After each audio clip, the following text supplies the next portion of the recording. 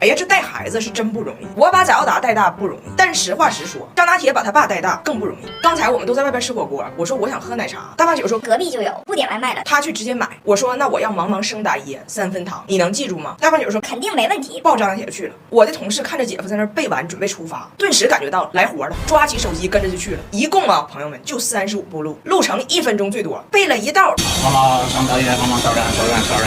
到了奶茶店，大胖媳妇泰然若之，冲着人家店员要。好呀，盲人说的双大爷3分爽。是吗？你说。如果我当小羊，我才3岁。盲人孙大爷就够惨了，还给人整个3分熟，我们都笑得不行。只有张拿铁那是真替他爸操心，担心他的未来，忍不住纠正他爸的汉语。但是他的爸爸学汉语，好比盲人孙大爷学刺绣，他主打一个谁也使不上劲儿啊。最后给张拿铁急的，怎么说呢？只能说再爱孩子的家长，陪孩子写作业也有失去耐心的时候。这叫火锅。火锅。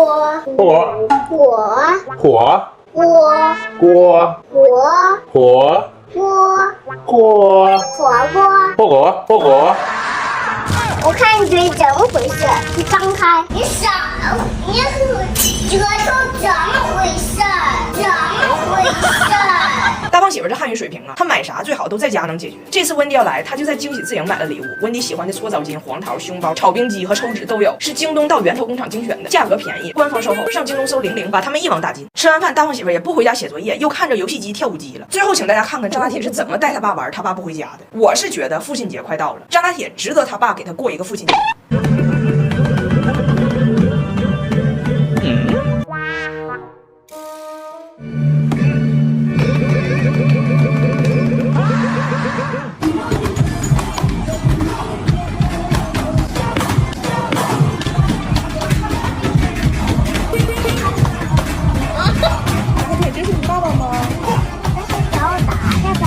我的爸爸是老师。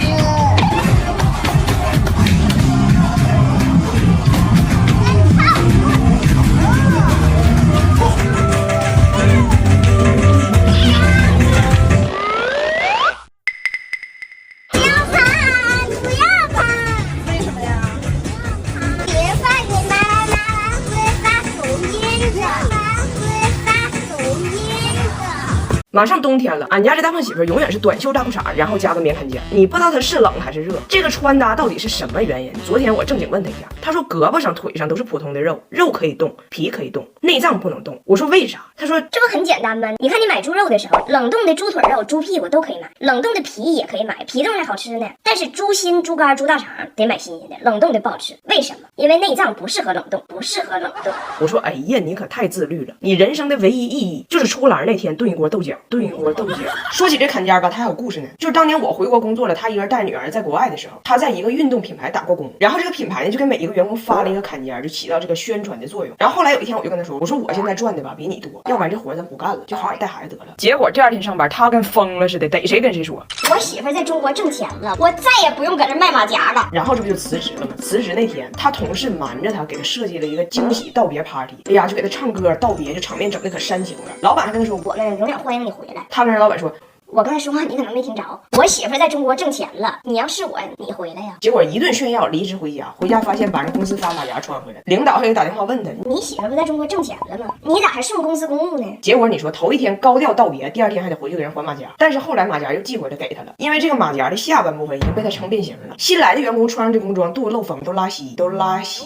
然后我老公这马甲他穿了很多年呢，4月在成都穿，10月在铁岭也穿。有时候你就在想哈，他是真不冷吗？他说他真不冷，但是你要说他真不冷呢，天天冻得大鼻涕拉碴的，还得兜里揣着亲肤原木金装，特别细腻。即使他鼻炎犯了，鼻子红了，他的亲肤触感也不疼，不刺激，贼软还贼强韧，湿水都不容易破，也不容易掉脂屑。不光冷热部分，他对时尚的品味也很难评。去商场什么欧美版日韩风，什么流行的他都觉得土，就喜欢那花边和大钻。因为他跟我说，他小的时候在义乌走向国际之前，加拿大这种带手工的衣服老贵了。你们看到的他穿的衣服都是被我管束之后的，我要让他随便按照他喜欢的风格穿衣服，这么说吧，都得离。昨天我跟他说，我说你也捯饬往年轻了打扮，你如果嫌热，你可以尝试一下什么假领子、屁帘这种东西，这样你不真叠穿，但能穿出叠穿的效果，显年轻。然后这种屁帘留个边啊。结果晚上我去幼儿园接张大铁，看着他了。哎，宝贝，你干啥呢？我让你留个边儿。露边了，露边了。最后我终于解释明白了，留个边儿是留下边儿，不是留上边儿。这回穿对了，潮人去上班去了。但是他的身材吧太特殊了，这个屁脸卡在肚子中下部，他很难受。一天下来不知道咋整的，就秃噜上边去了。回家的时候跟我说，这啥玩意儿啊？这是我上这一天班，没有人看出来我衣服叠穿，都说我衣服穿帮。哎，你爸穿这是不是有点磕碜？干啥啥都可吃，吓完了呢。怎样的？外国专家如何看待我们的春运难题？面对广大群众回家难、回家贵的问题，我们的外国专家给出了答案：回家可以不费吹灰之力，只要不管老板死活。本来这个外国人吧，很难懂得春运的压力。每年都是我搁那抢票，但是今年呢，我们这一家人还有我的公公婆婆要一起回东北过年。这几个外国人呢，需要他们的护照做一个什么线下认证，手机上买不了票，必须去火车站。大胖媳妇今天带着各种证件就要去火车站买票了。我们公司的同事们呢，也都在抢票，都搁那愁眉苦脸。大胖媳妇突然间这个热心肠就上来了，说我反正要去火车站，你们都把身份证给我，说不定火车站比手机就更好运，就买着了呢。然后他就在所有人的面前大声问我哪天可以走啊？大伙儿就都看着我，我说那你也别硬卡时间了，如果正好有票你就买，早几天也没啥的，回家最重要。他说明白。然后就气宇轩昂的走向了火车站。他走了我就开始担心，我寻思我这边还有工作呢。我刚才说的可以提前走，是指比如24号、25号可以走，他理解的提前走不会跟我不太一致吧？我这边正合计呢，我同事手机响了。刘笑涵女士，您购买的车票发车时间不足3小时，请尽快到站。 20分钟后，一声炸雷，人家回来了，手里全是票。怎样的？长春的。保定的。票买着了。他跟我们说，那票没有你们说那么难买，还是有的。唯一不足的是还有55分钟发车。25号的票你买不着，15号的还买不着吗50分钟。够小韩，够，这里。拜拜。啊。我说你就给他买一张这么早的，他能好意思走吗？他说人情世故这我也懂，你让一个人先走，他肯定不好意思；你让7个人一起先走，那多有意思。对，多有意思。她像一个世界小姐一样，骄傲而自豪地读起了每一个车票的城市。请碰到16号上午，保定。16号晚上，所有同事都领到了票，非常开心。现在全场只剩下一个来自香河的同事，嗷嗷待哺。香港啊！西九龙，真的吗？